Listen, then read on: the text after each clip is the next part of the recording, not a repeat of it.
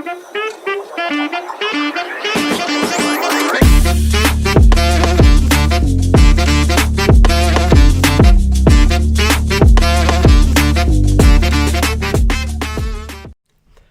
guys, and welcome back to another episode of our captivating series in the Community Corner podcast, where we basically break down every single company on the S&P 500, its story, and kind of what we can take away from it. So, on that note, I'm Arnav. And I'm Nikhil, and today we're exploring the history of ExxonMobil, one of the largest publicly traded oil and gas companies in the world. And for short, obviously, I'm sure a lot of you guys call it Exxon. Yeah. And in this episode, we'll uncover how Exxon, through a series of strategic decisions and innovations, became a major player in the global energy sector. Indeed, Exxon's journey from just a regional kerosene marketer to an international oil giant is a tale of industrial acumen, mergers, and evolution in response to the world's changing energy needs constantly. So without further ado, let's dive into this energy giant story. Yeah, so basically kind of started its journey in the oil industry, which can be traced back to the 19th century with the formation of Standard Oil by John D. Rockefeller. And after the breakup of Standard Oil in 1911, two of its successor companies eventually became Exxon and Mobil, which merged in 1999 to form ExxonMobil. Exactly. And some of the early innovations that really set the foundation for this company are kind of interesting. So Standard Oil revolutionized the oil industry with innovations in refining and distribution. And so they introduced this pipeline transportation and developed new products like kerosene as well as lubricants, which significantly impacted the global energy landscape. My bad. So from refining to distribution, they were pioneers. And I think I talked about this in the last episode, but every single one of these companies are pioneers in the market, and they basically took advantage early on in whatever thing that they were doing. And so I think that's just really important to know. But how did this kind of influence Exxon's growth? Yeah, I mean, like I said, these innovations really helped Standard Oil and later Exxon and Mobil to establish just truly a dominance in the oil industry.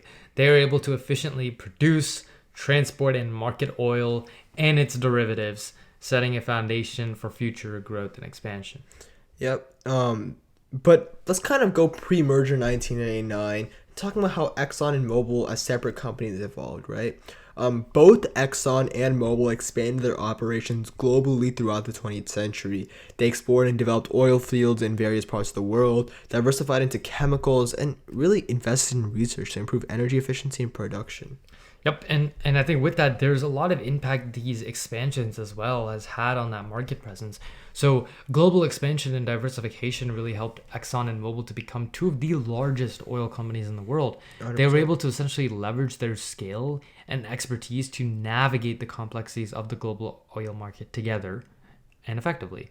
100%. And I feel like that merger was a strategic move to combine strengths, improve efficiency, and increase competitiveness. But obviously, challenges were present, which really included integrating the two large corporations, regulatory hurdles, and kind of respond to environmental and social concerns about the oil industry, right? Because a large part of the process is customer involvement. So if customers aren't happy with what they're doing, then can revenue really grow that much? So that was also a challenge going in, because oil is not a sustainable energy source, especially for a future because of global warming and stuff like that. So it was really important that they address these needs and address these challenges. But let's talk about today's world, right? How is it really positioned in today's energy sector? I think, Exxon really continues to be a leader in oil and gas production, but I want to say it's also kind of adapting to the changing energy landscape. They've kind of invested in some technologies to help reduce some of these emissions and explore alternative energy sources, which I think is really allowing them to attract kind of that Gen Z audience. I think there's a lot of data online that a lot of people in the Gen Z generation have been kind of known for being advocates for those kind of environmental types of things. And so that's really allowing them to target that newer market that's obviously going to be the ones who are going to be here for the next 60, 70 years till the turn of the 22nd century. And they've also kind of done some exploring into biofuels and hydrogen sources as well for energy. 100%. Kind of looking to the future, right? and how it's kind of preparing for its for the future of energy. ExxonMobil is focusing on research and innovation to make energy production more sustainable and efficient. Right. I heard they were investing in carbon capture and storage technology, and even looking to play a significant role in transition to a lower carbon future, which is just crazy coming from an oil, like a majority oil and gas production company. So I think it's just a really innovative step in environmental conservation from an oil company, right? Mm-hmm.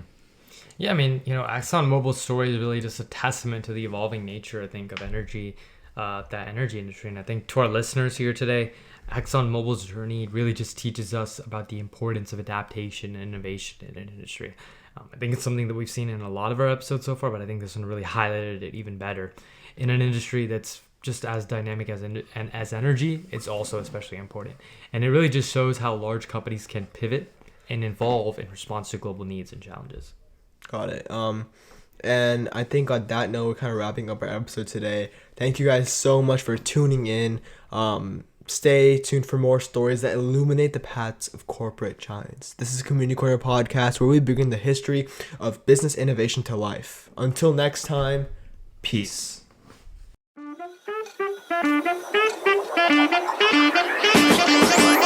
Peace.